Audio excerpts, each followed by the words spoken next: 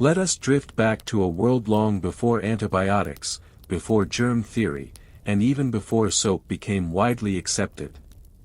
A world lit by flickering torches and filled with the earthy scent of rush-covered floors, damp stone, and open hearths. In the heart of medieval Europe, illness was not understood in the way we grasp it today. Sickness was not caused by bacteria or viruses, but by something far more abstract, imbalances in your body's inner fluids. These were called the four humors: blood, phlegm, black bile, and yellow bile.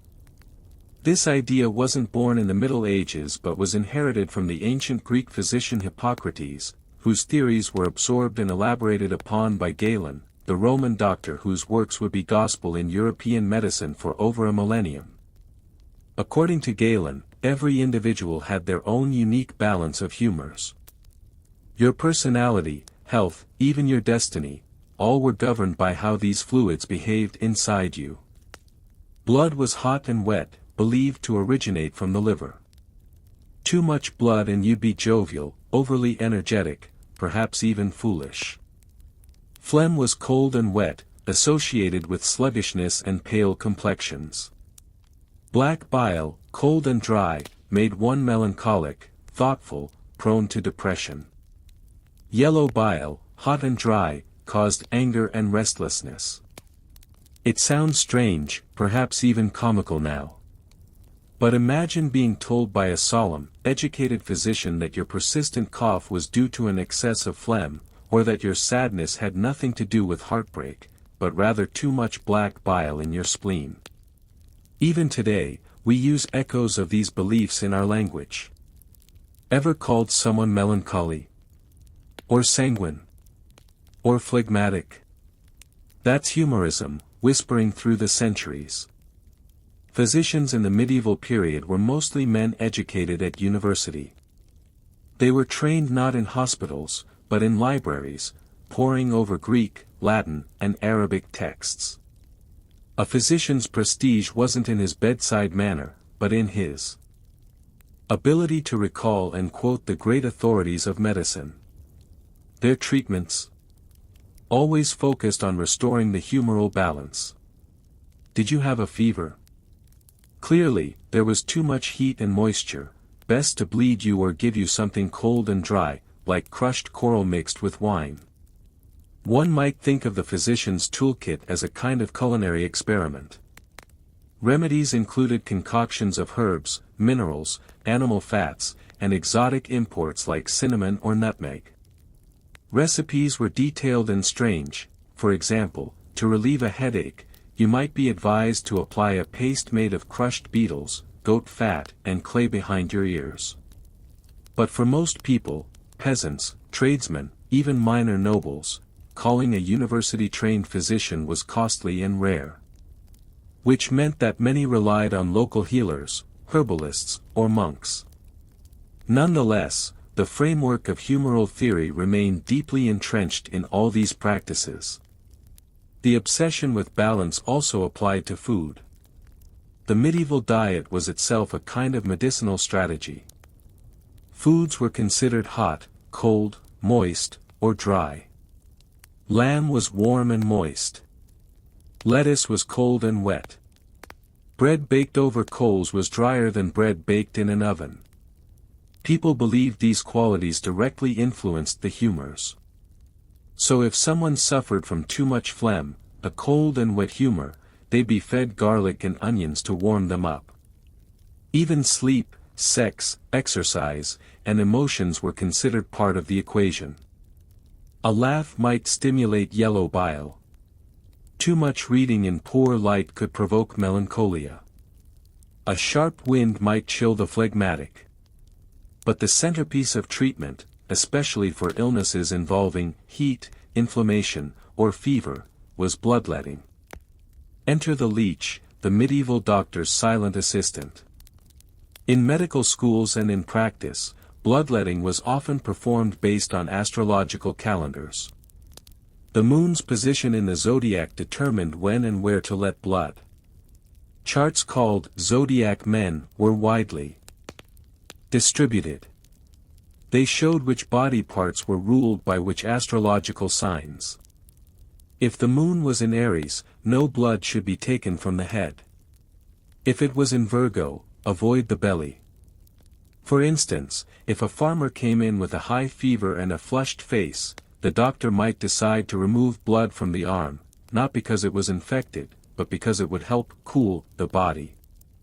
They might also apply leeches, which were seen as gentler than cutting. And the leeches themselves were carefully sourced.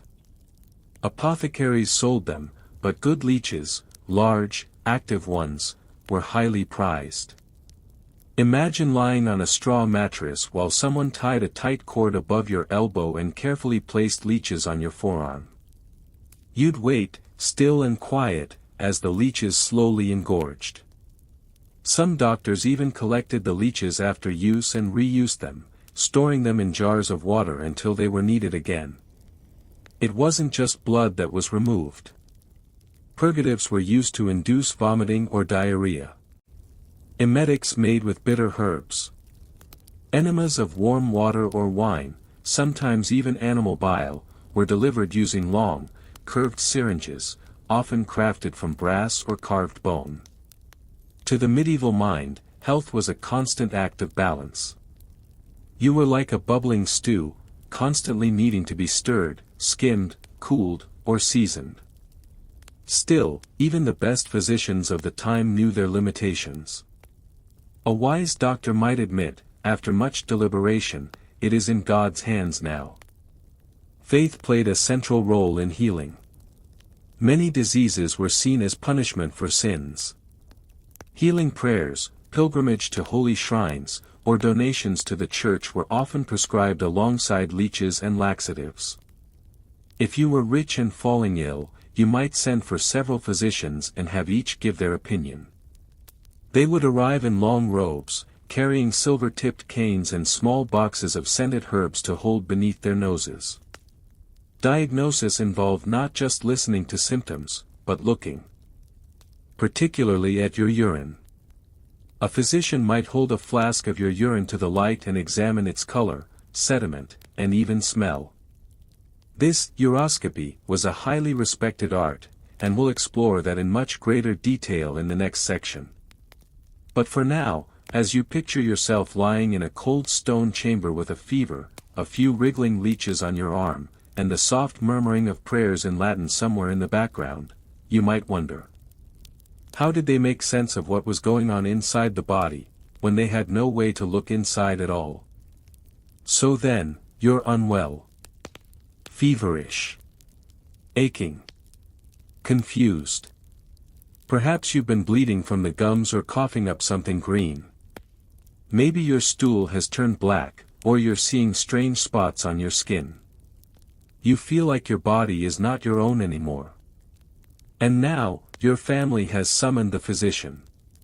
He arrives on horseback or in a small covered cart, perhaps wearing long robes of wool and a hat to signify his training. If he's especially prestigious, he might carry a small case made of wood or leather, inside it, scrolls, herbs, small tools, and his most important diagnostic instrument of all, a urine flask. Yes. Before thermometers, blood tests, or stethoscopes, the single most relied upon diagnostic tool in medieval medicine was your pee. Urine, according to medieval medical science, revealed the secret workings of the inner body. The color, smell, clarity, sediment, even the bubbles in urine were believed to correspond to the state of the four humors. A trained physician could hold up a glass flask, shaped like a small bottle with a rounded base and narrow neck, and determine what was going on in the patient's liver, stomach, brain, or lungs. There were urine charts printed and copied by hand that showed 20 or more distinct shades of yellow and brown, each corresponding to a specific imbalance. Physicians studied these colors meticulously during their training. Some charts even gave poetic or moral interpretations. For example, dark red urine might indicate anger or excessive passion, pale white could mean fear or cowardice. The urine was often collected in a transparent glass vessel known as a metulla, a word still used today in some medical contexts. Patients or their families might send the matula to the physician's home if travel was difficult. One did not even need to meet the doctor face to face. There were cases where a physician diagnosed a patient entirely from their urine sample and returned written treatment instructions, a kind of medieval telemedicine. This wasn't guesswork, mind you. It was systematic. The physician would observe color, ranging from pale yellow to dark brown or even green. Odor, was it sweet, sour, foul, metallic? Sediment, clear, cloudy, floating bits, or settled dregs. Bubbles, small and long-lasting. Big and frothy. Consistency, was it thick, syrupy, watery? They believed each of these signs corresponded to specific humoral disturbances: too much bile, not enough blood, excessive phlegm, a failing liver, or overheating due to strong passions. And if that wasn't enough, the physician also consulted the stars. Yes, even the heavens played a role in your health. Medieval medicine was intricately tied to astrology. The position of the planets, the phase of the moon, and the rising sign at the time of your birth, all were taken into account. Astrology wasn't seen as mystical nonsense in the Middle Ages. It was considered a legitimate branch of natural science. The movement of celestial bodies was believed to influence the balance of the humors. Each part of the body was ruled by a zodiac sign, the so-called zodiac man diagram showed. Aries ruled the head. Taurus the neck and throat. Gemini the arms and shoulders. Cancer the chest. Leo the heart. Virgo the abdomen. Libra the kidneys and loins. Scorpio the genitals. Sagittarius the thighs. Capricorn the knees. Aquarius the shins. Pisces the feet. So if you suffered from a migraine, and the moon was currently passing through Aries, the physician might decide to delay treatment until the stars were more favorable. Bleeding a patient during a poor planetary alignment could be fatal, they believed. Books of lunaria, calendars tracking the moon, were consulted alongside urine charts. Hospitals and monasteries kept these books in their libraries and consulted them regularly. Physicians would record the precise date and time of symptom onset and cross-reference it with planetary positions. It might sound strange today, but for the medieval mind, everything in the cosmos was connected. The body was not separate from the world. It was a miniature version of the universe itself, a microcosm, reflecting the macrocosm of stars and planets. Once the urine had been analyzed and the stars consulted, the physician might then take a closer look at the patient. They did not yet have a stethoscope or thermometer. But they could examine the tongue for color and coating. Check the pulse, though interpretations varied wildly from one doctor to another. Smell the breath for sourness or sweetness. Look at the stool, which was often collected in a dish. Ask detailed questions about dreams, diet, sleep, emotions, and even recent sins. Because of the influence of Galen, who emphasized the importance of patient observation, physicians were thorough. They kept long, handwritten notes, sometimes in Latin, sometimes in the local language. These consilia, medical consultations, could be stored in family archives for future reference. After making their assessment, the physician might prescribe a course of treatment. This could involve dietary changes, such as switching to cooler or drier foods. Phlebotomy, bloodletting, usually performed by a barber surgeon, not the physician himself. Purgatives and emetics, to flush out unwanted humors. Herbal remedies, like wormwood for digestive troubles or comfrey for broken bones. Prayers and charms, if the illness was believed to have a spiritual component. If the case was particularly severe, the physician might recommend a pilgrimage to a local saint's shrine, or even suggest that the patient prepare for death. Yet surprisingly, this somber approach often brought comfort. There was meaning in the pain. There was an order to the suffering.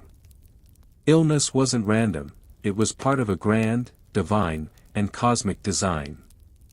In wealthier cities like Paris, Bologna, or Baghdad, medicine was a learned profession, often mixed with philosophy, theology, and astronomy. But in smaller villages, diagnosis might come from a wise woman, a monk, or even a traveling healer. Still, the basic ideas, humors, astrology, bodily fluids, remained central to all forms of care. You might be surprised to learn that the medical faculty at the University of Paris once declared that urine alone was enough to diagnose most diseases. A skilled doctor could read your urine like a scholar reads scripture. And this deeply symbolic approach to medicine gave a strange comfort. Your body was a text. Your fluids were its ink. And the doctor, scholar priest that he was, would interpret the signs and prescribe a path toward restoration. Yet one cannot help but wonder. When did people begin to question this entire system? When did the physicians of Europe realize they'd been reading the wrong script all along? By now, you've lain beneath leeches. You've had your urine held up to the sunlight and sniffed by a man in a fur-trimmed robe. You've been told that the moon rules your kidneys, and perhaps that the stars are not aligned in your favor. You've been fed warm wine mixed with powdered pearls, had your bowel movements charted, and watched your physician consult a chart of medieval colors while murmuring in Latin. And yet, you're still sick. The story of medieval medicine is, in many ways, the story of how people kept trying to make sense of illness without knowing its true cause.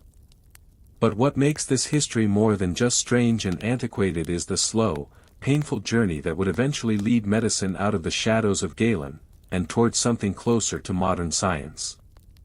It would take centuries, and cost thousands of lives, before physicians began to question the logic of humors, the accuracy of astrology, and the wisdom of bleeding patients into weakness. But to understand how we got there, we must first witness how tightly medieval medicine clung to its ancient roots, and how fragile those roots eventually became. Let's step inside a medieval hospital.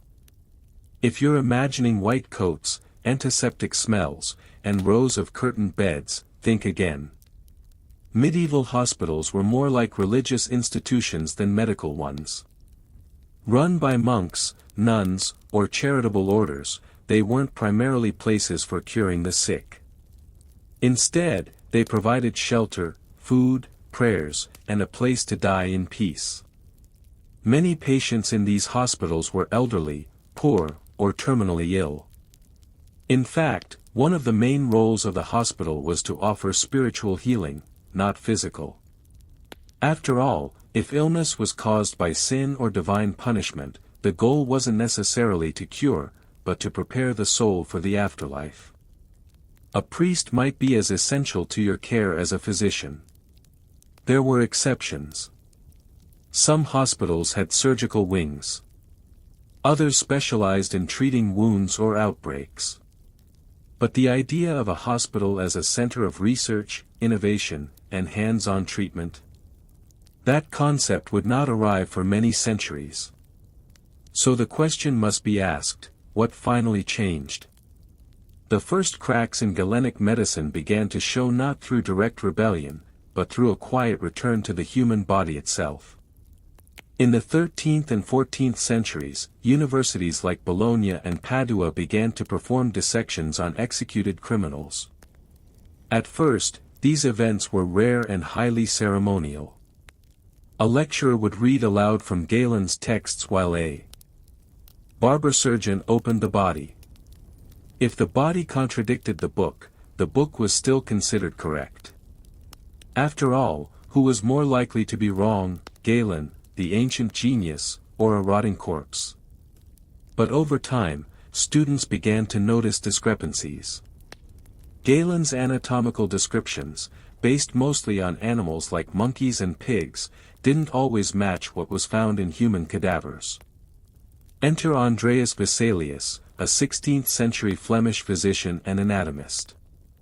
In 1543, he published De Humani Corporis Fabrica, on the fabric of the human body, a revolutionary book filled with detailed, accurate illustrations based on human dissections.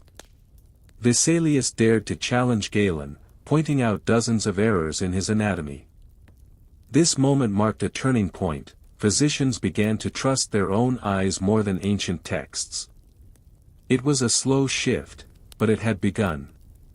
Even with anatomy advancing, humoral theory still dominated practice. After all, even if you understood the structure of the body, you still didn't know why it got sick. The answer to that question would take another giant leap, one powered by microscopes, scientific skepticism, and the brutal efficiency of epidemics. The Black Death, which tore through Europe in the 14th century, killed up to half the population in some regions. Traditional physicians, armed with urine flasks and bleeding bowls, were helpless against it. Some bled patients into weakness. Others advised fleeing the city. Many just died themselves. During outbreaks like this, people started to question the effectiveness of their doctors. Folk remedies surged in popularity. So did quackery, unlicensed practitioners selling miracle cures, talismans, and sweet-smelling herbs to ward off bad air. But as the centuries rolled on, some minds continued to push against the old framework. By the 17th century, physicians like William Harvey, who discovered how blood circulates through the body, and Marcello Malpighi, a pioneer in microscopic anatomy, were producing findings that simply could not be explained by the four humors. The emerging scientific method, based on observation, hypothesis, and experiment, began to replace the logic of Galen and the oracles of astrology. By the 18th century, humoral medicine was largely considered outdated in academic circles, though it remained popular among the public for much longer. Even into the 19th century, you could find people being bled for fever, or offered cooling diets for anger. Habits die hard. Especially when they're wrapped in centuries of tradition. So what became of the leeches, the bleeding bowls, and the urine charts? Well, they didn't vanish overnight. In fact, leeches made a comeback in the 19th century, used in both Europe and America. Some surgeons still use them today, for very specific purposes, like promoting blood flow in reattached limbs. Bloodletting continued well into the modern age. George Washington was famously bled during his final illness in 1799. Some say it hastened his death. Others say it was simply a relic of old-school medicine, one last attempt to drain the disease away. And even now, you can find traces of humoral thinking in wellness trends. Hot and cold foods, detox teas, personality types linked to temperaments, they're not that far removed from medieval beliefs. What makes medieval medicine worth remembering isn't just how wrong it was, but how sincerely it was practiced.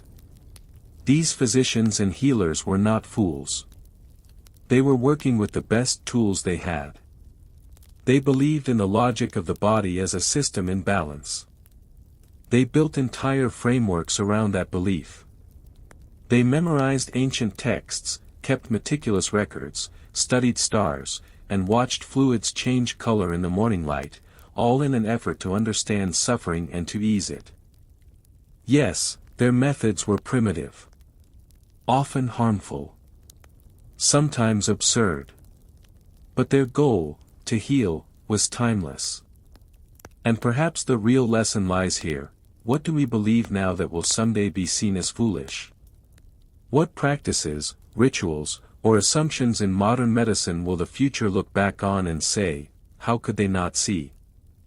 Close your eyes and imagine this: you're walking down a cobbled street in a bustling medieval town.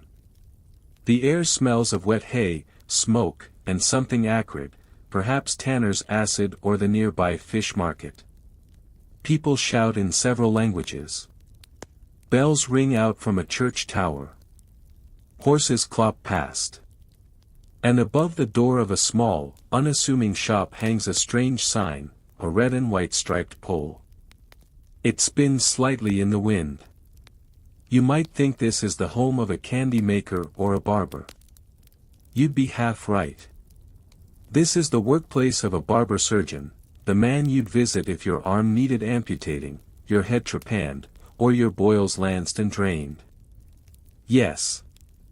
A haircut and a hernia operation, all in one visit. During much of the Middle Ages, surgery was not considered part of medicine, at least not by the university-educated physicians. Surgery was messy, manual, and frankly, beneath the dignity of those who preferred to diagnose from books and urine flasks. So instead, the job of cutting open the human body, whether for treatment or trauma, fell to men who already wielded blades for a living, barbers. These were not simply your neighborhood beard trimmers. Barber surgeons were skilled in a wide range of procedures.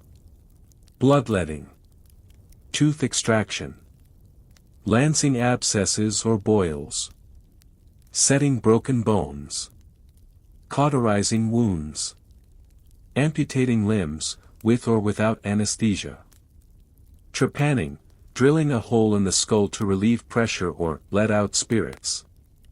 And they did this with a surprisingly practical array of tools, razors, shears, bone saws, hot irons, and linen bandages soaked in wine, vinegar, or pitch.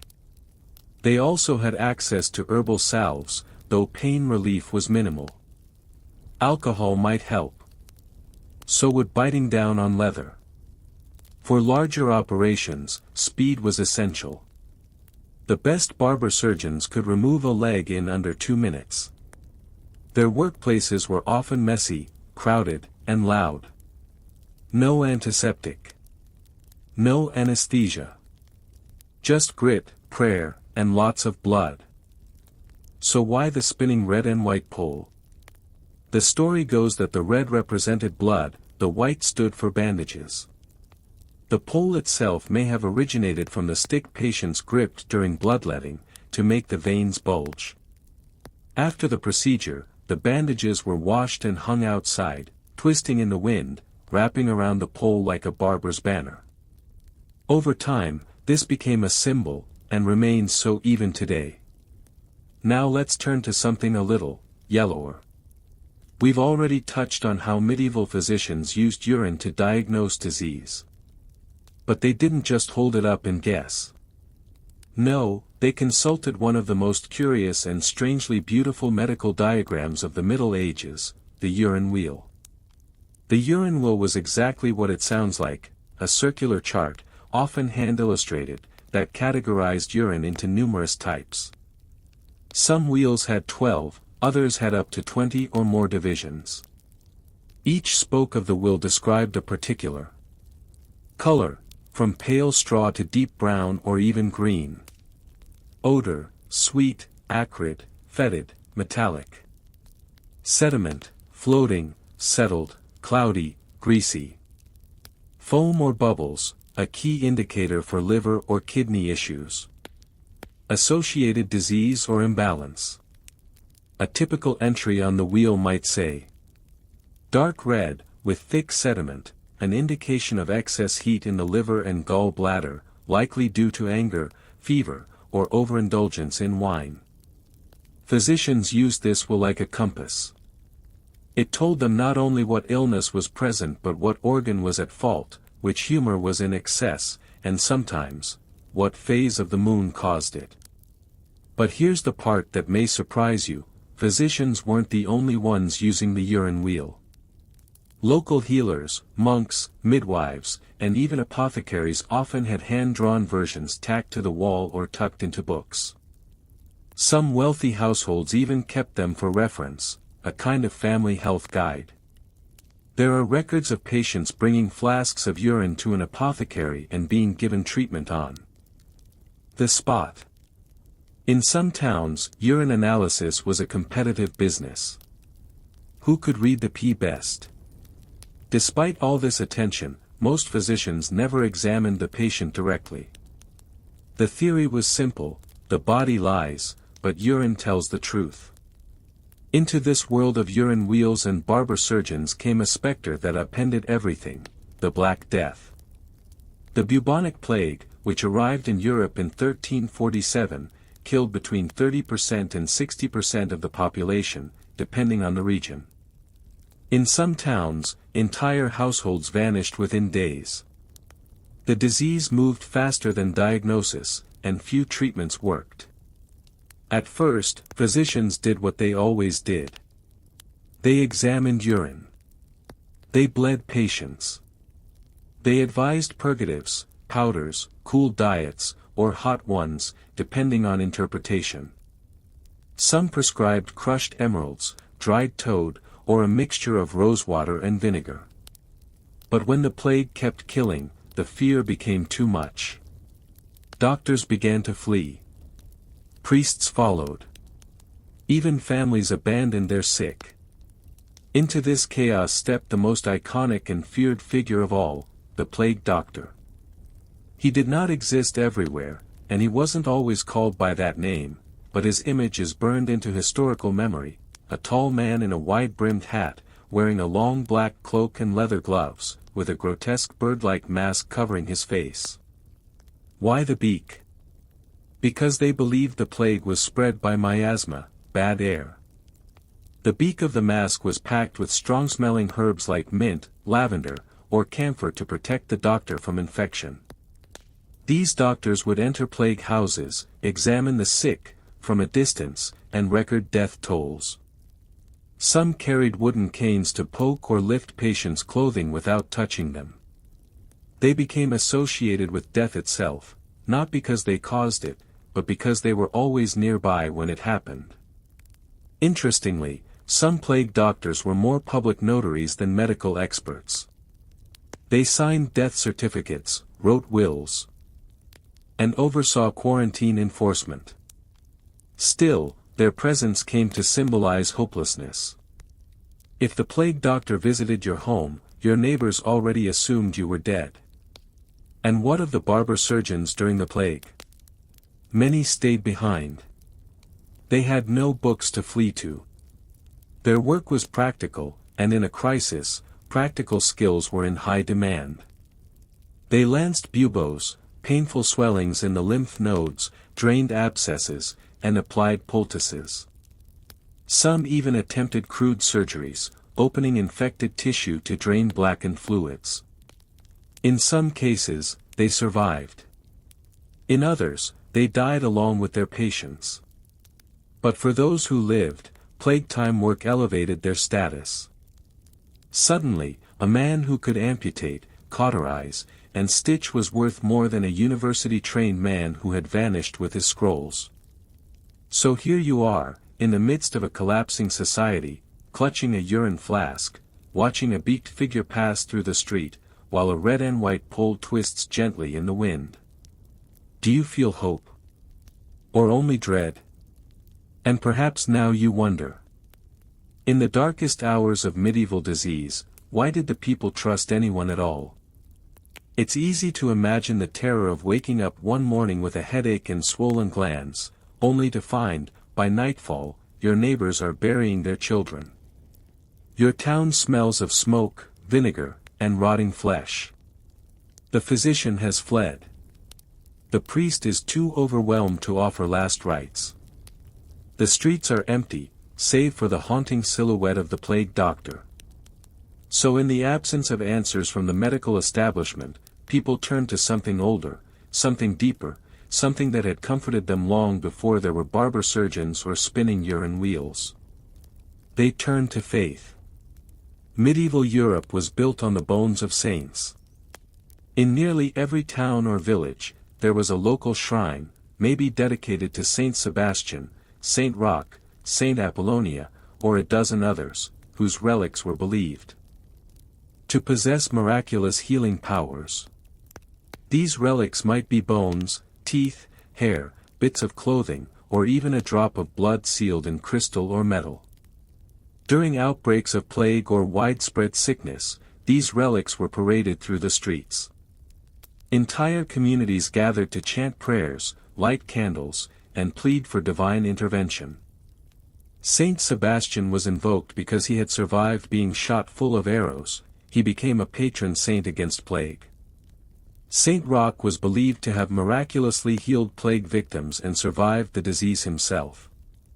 Saint Apollonia was called upon during toothaches and facial swellings, possibly plague symptoms. Monasteries preserved and distributed healing charms, often written on parchment or cloth and worn around the neck.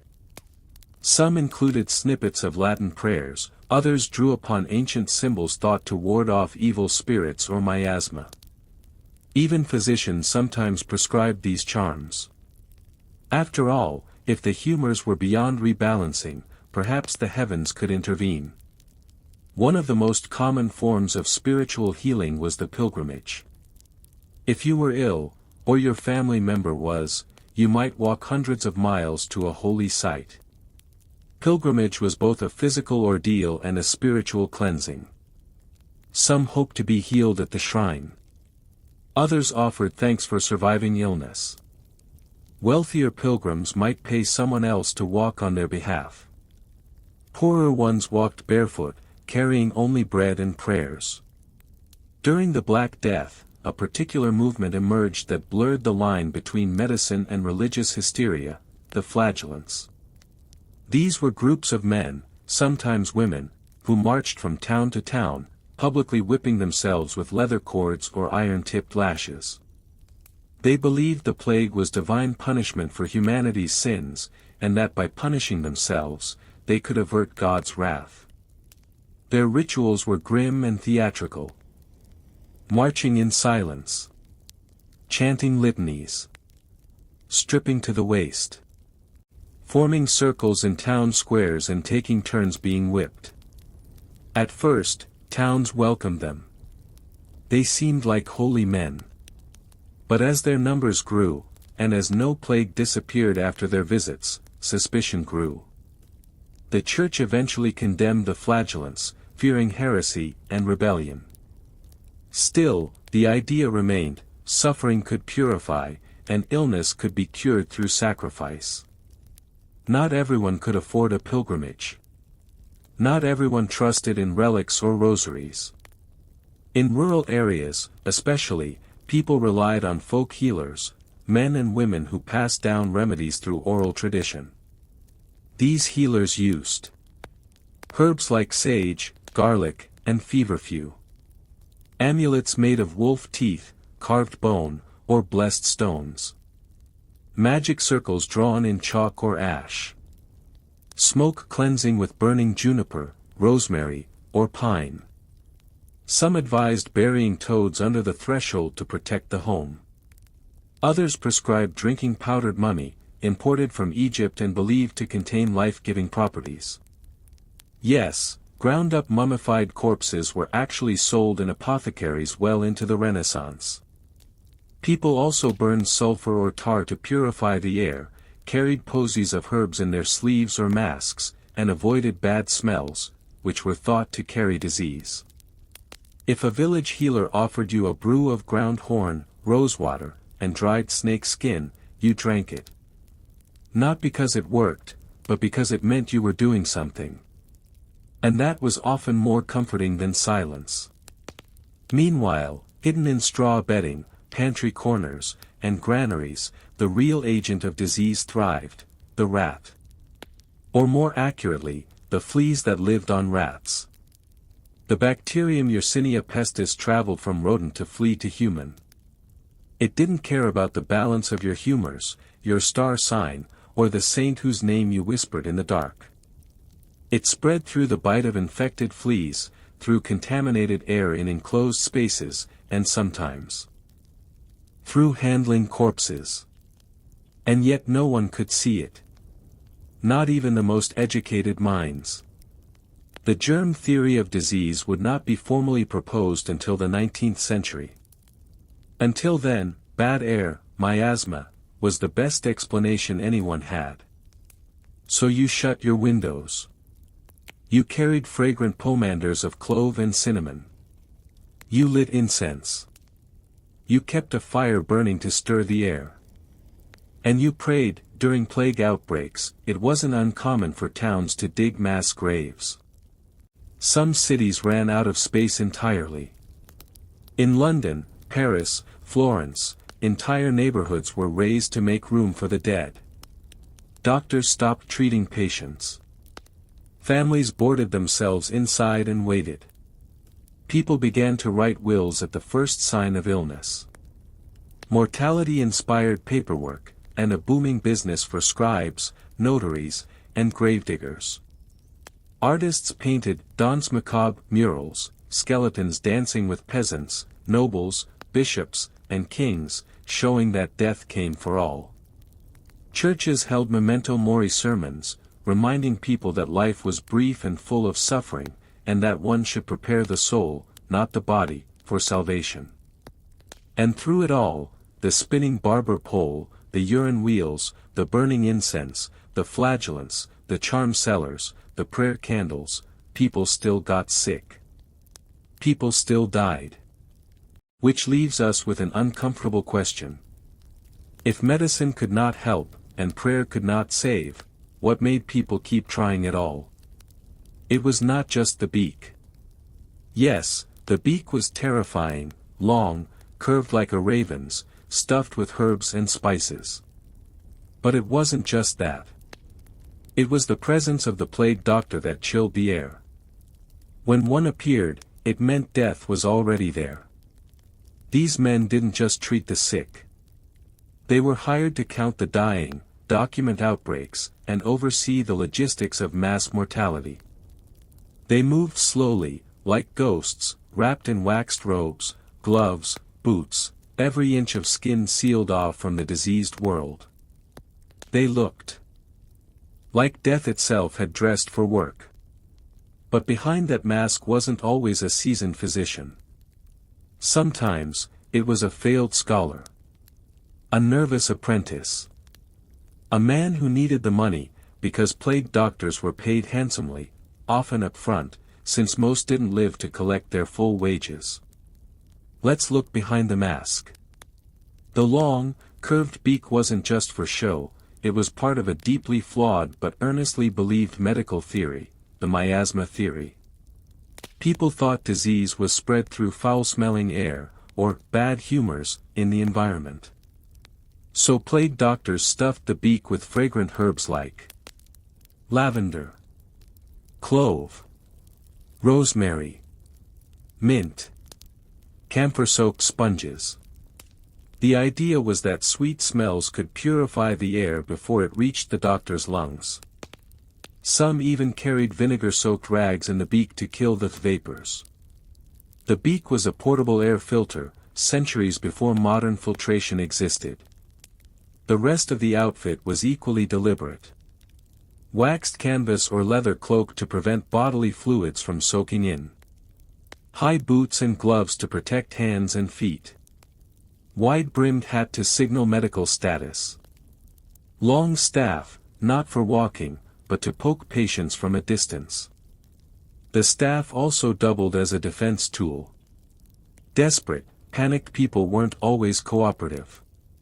Despite how terrifying plague doctors looked, their presence marked something new, the systematization of disease tracking. They took notes. They collected data. They documented how many died, how fast symptoms appeared, whether treatments worked, how the disease spread across streets and families. In a way, they were early epidemiologists, even if they had no understanding of bacteria or viruses. In Venice, Milan, and other plague-prone cities, plague doctors sometimes worked alongside city councils to enforce quarantines. Entire neighborhoods were cordoned off. Food was delivered by carts left in the street. Windows were nailed shut. In some cases, red crosses were painted on doors, along with grim messages like, "Lord have mercy on us. We are all dead. No one is left." And the plague doctors kept walking. Kept counting. The medieval world didn't separate science from magic the way we do today. Barber surgeons performed surgery and pulled teeth, yes, but they also offered astrological readings, talismanic charms, and alchemical concoctions to restore health. Physicians consulted planetary charts before prescribing medicine. The alignment of Mars and Saturn might explain a patient's fever.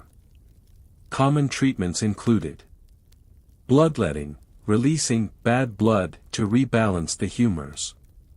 Leech therapy, a gentler form of bloodletting. Cupping, using heated glass cups to draw blood to the surface. Purgatives, herbs to induce vomiting or diarrhea. Enemas, to flush out toxins. Powdered gems, believed to contain healing vibrations. Gold elixirs, used by alchemists to cure plague and lengthen life. None of these worked. But they offered structure in chaos, and for many, that was enough. One concept did work, even if they didn't understand why. Quarantine.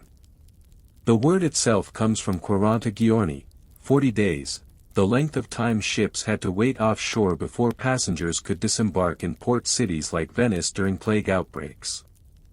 40 days of waiting. Watching. Hoping no one got sick. Some cities built plague hospitals, or lazarettos, where the sick were taken and isolated. These were often on remote islands or outside city walls. The conditions were brutal. But it slowed the spread. Sometimes. People even began to write plague protocols, early forms of public health law. In Milan, when a single household showed symptoms, the entire building was sealed, and food was delivered through a chute.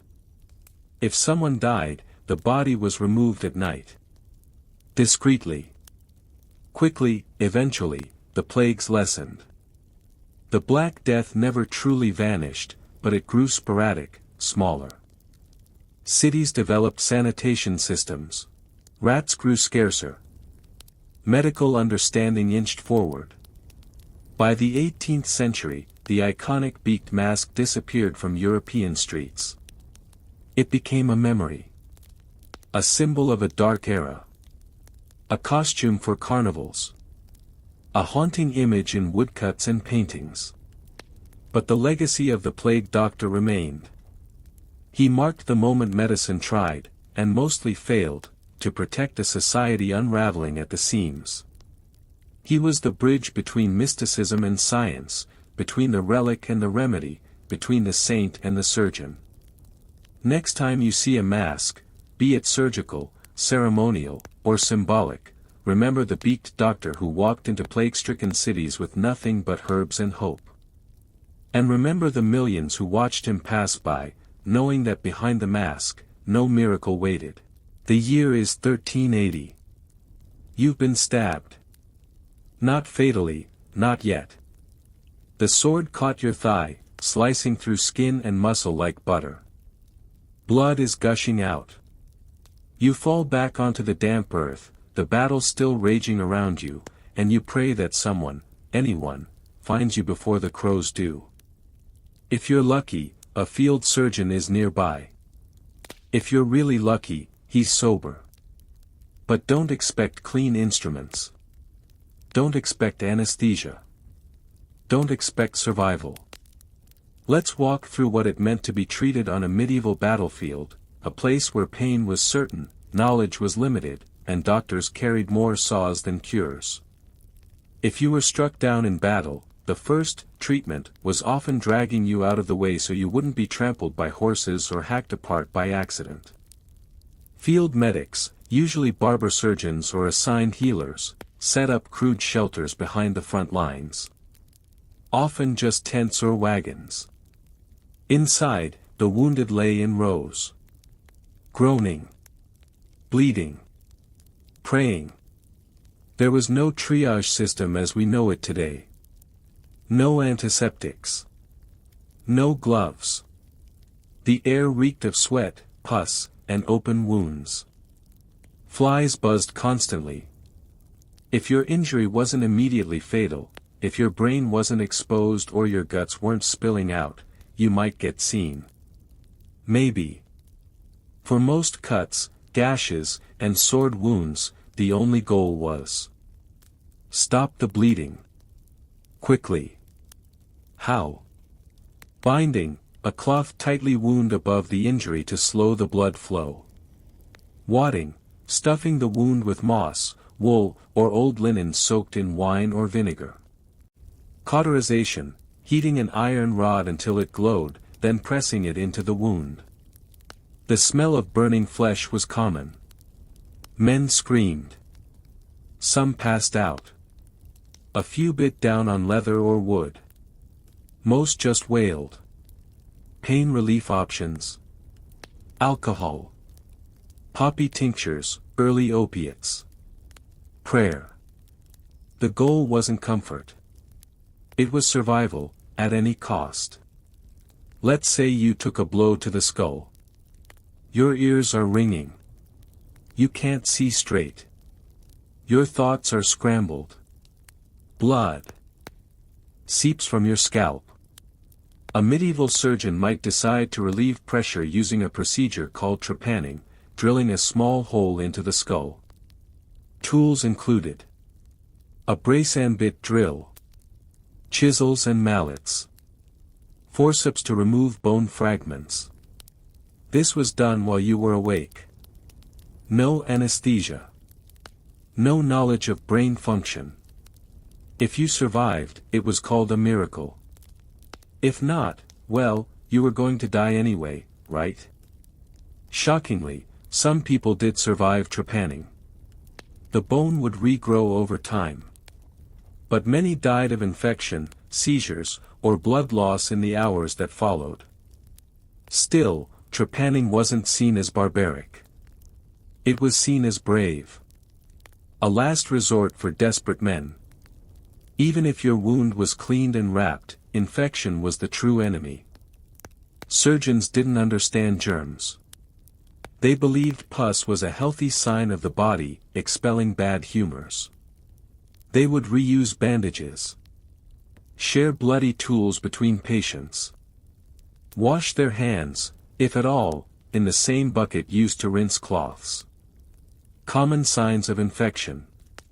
Skin around wound turns red, hot, and swollen.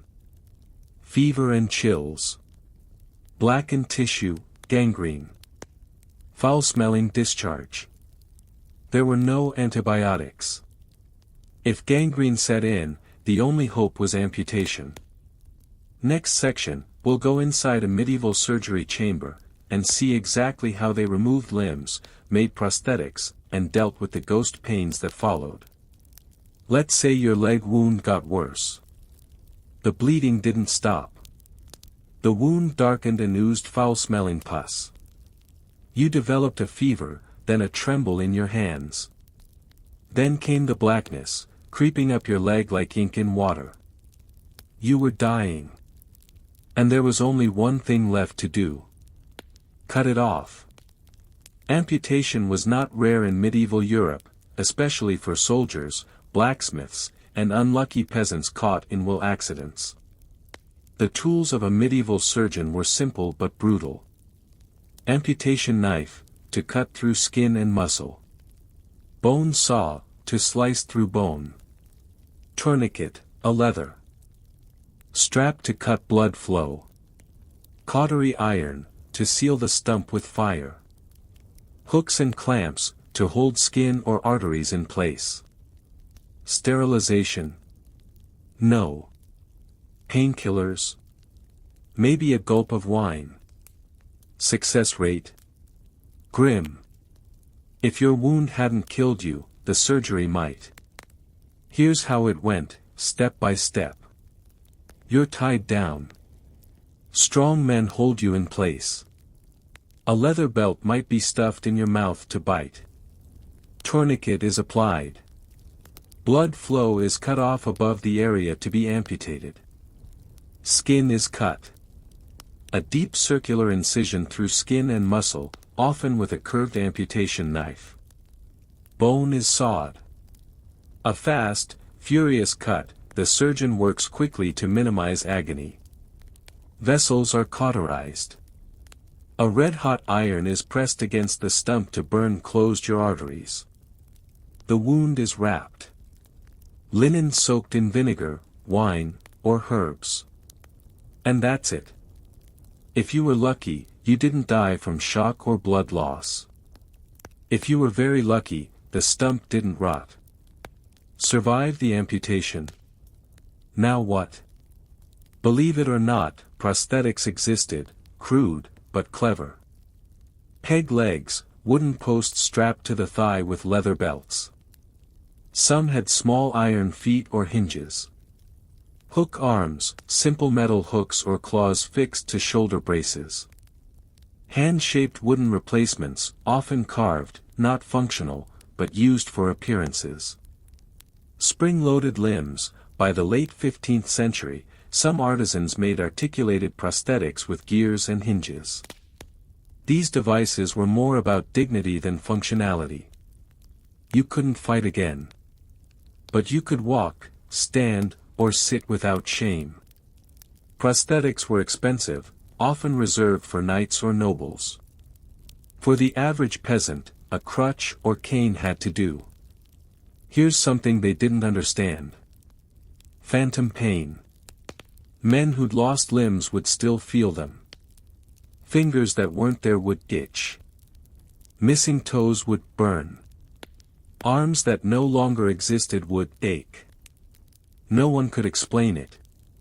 Some thought it was soul memory, that your body remembered itself whole, even if broken. Surgeons offered herbs, charms, prayers. Sometimes they'd bleed the stump again. Nothing helped. The ghost of your lost limb haunted you, night and day. But the worst pain wasn't always physical. It was what came next, going home, disfigured, half a man, and trying to fit back into a world that had moved on. In our final section, we'll look at how society treated the injured, from battlefield honor to village shame, and how many men became beggars, outcasts, or quietly heroic survivors. You survived the wound. You survived the surgery. You even survived the fever. But now, you're home. And nothing feels like home anymore. In medieval society, every man had a place. You were a farmer, soldier, blacksmith, sailor, builder. You were strong, reliable, productive. But now, with one leg, one arm, crutches, you're broken in the eyes of your village. No longer a full man. No longer able to work the land or wield a weapon. People don't say it out loud. But they see you differently. The children stare. The elders mutter. Your injury isn't just physical. It's social. If you were a knight, you might receive honor. A lost hand in battle. A peg leg earned at the siege of Toulouse. You could return home with your scars as badges of loyalty. The king might even grant you a small pension or a post at court. But if you were a foot soldier, just a farm boy turned spearman, you'd be dismissed with nothing. No money. No land. Just a ruined body. Many injured soldiers became beggars, lining the roads to cities like Paris or York, holding out wooden bowls with stumps wrapped in linen, whispering prayers to passers-by. Some carved signs. Wounded in God's war. Lost limb at Cressy. Have mercy. Some tried alternative healing. Herbalists would give salves to soothe the stump, poppy, yarrow, or henbane. Pilgrims traveled to shrines dedicated to healing saints, Saint Roch for plague, Saint Ignatius for wounds. Monasteries sometimes took in the injured, feeding them and offering quiet work like copying books or tending bees. A few found new purpose. A wounded knight might become a monk. A broken mason might become a teacher's assistant. A one-legged soldier might train young squires, passing on skills he could no longer use himself. But these were rare cases. Most simply faded, slipping into the background of medieval life, forgotten except by their families. You wake each morning with the stump aching. You hobble to the village square. People greet you with polite nods, not the respect they once did. You sit under the tree, whittling wood with your good hand. You watch the healthy pass by, carrying sacks of grain, leading oxen, holding children. You feel half present. A ghost in your own life. But still, you're alive. You survived what most didn't. You endured pain that would break others. You live in silence, but with strength. And that, in the medieval world, was a kind of victory.